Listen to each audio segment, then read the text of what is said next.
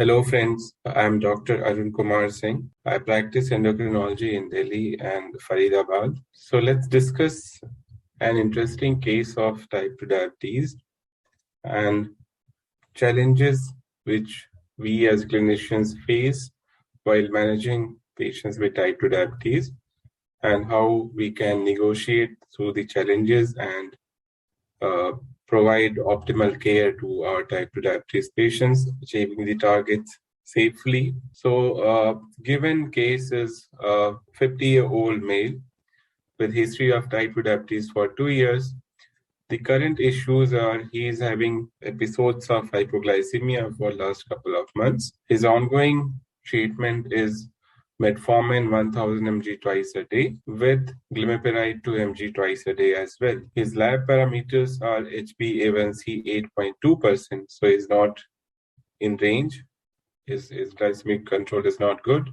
His EGFR is 88, well preserved, lipid profile within range, SGPT 33 normal, and physical examination. So BMI is 31 kg per meter square. So that is not something unusual. A lot of our type 2 diabetes patients are overweight or obese. Fortunately, his blood pressure is controlled. So here we have a young adult gentleman with type 2 diabetes, not in range. We can say poor glycemic control, normal renal function, blood pressure is normal, but he's obese, and HbA1c is 8.2%. With that, he's facing challenges of hypoglycemia. So in this case, and in general as well, so optimizing the glycemic control with cardio-renal protection are the treatment priorities nowadays because we have different molecules which only not address the problem of hyperglycemia but also help in cardio-renal protection. And in general, an A1C goal for many non-pregnant adult patients with type 2 diabetes will be below 7%, which it's considered appropriate. And on the basis of different clinical parameters, duration of diabetes, comorbidities, providers' judgment, patients' preferences, functional status, etc. We all know different factors. We can even target lower HbA1c like 6.5 if this can be achieved safely without significant hypoglycemia. So that is very important point to consider, or other adverse effects of treatment.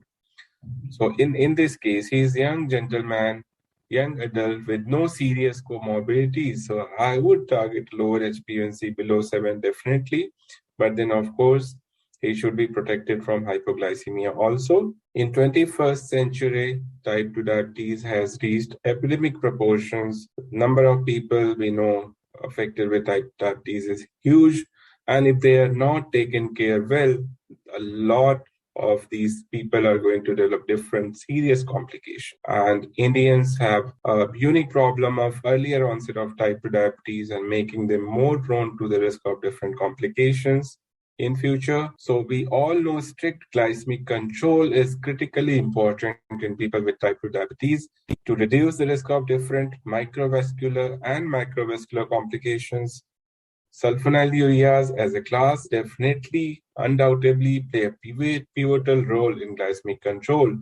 But because of inherent mechanism of action, so direct extension of their way they act, being insulin secretagogue, the risk of hypoglycemia also goes high when we target stringent HbA1c targets. And of course, there could be other factors contributing to the risk of hypoglycemia, for example, lifestyle, the eating habits, also not only SUs, but then if there's a concern of hypoglycemia, of course, we have to take out sulfonylureas. And we do have safer options. So the therapeutic options are no longer limited.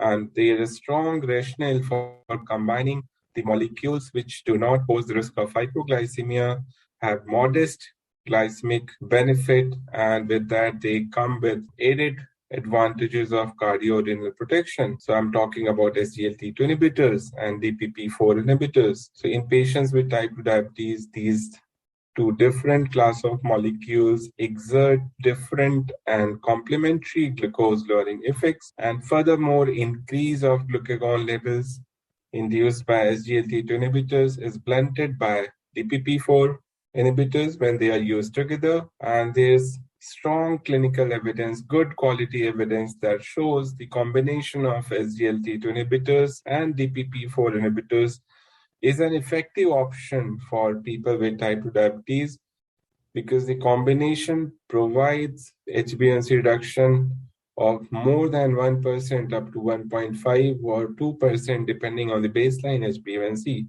And there are additional advantages with the combination like weight reduction. Our patient here is also obese. So international guidelines, including ADA, American Diabetes Association, recommends initial combination therapy. We need to be more aggressive right in the beginning. Combine, don't go with the monotherapy. So they recommend combination therapy to begin with if the HbA1c at presentation is more than 1.5 to 2% above the target. So it again has HbA1c more than 8%, this patient, and he is a young adult. So we are looking for a close to 1.5% HbA1c reduction. So combination is justified.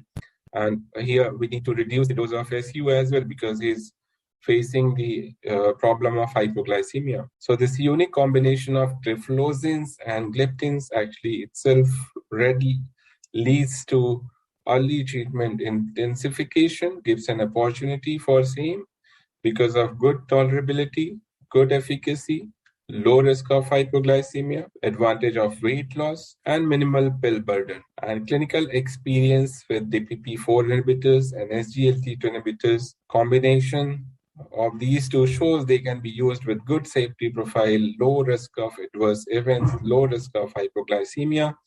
And interestingly, there's a reduction in the incidence of genital infection seen when gliptins are added to the SGLT2 inhibitors. There could be different mechanisms behind that. So in our case, of course, we have option, of course, that looks most reasonable way to go ahead, reduce the dose of SU or take it out and put the patient on combination of SGLT2 inhibitors and gliptins on the background therapy of metformin, follow up for few weeks.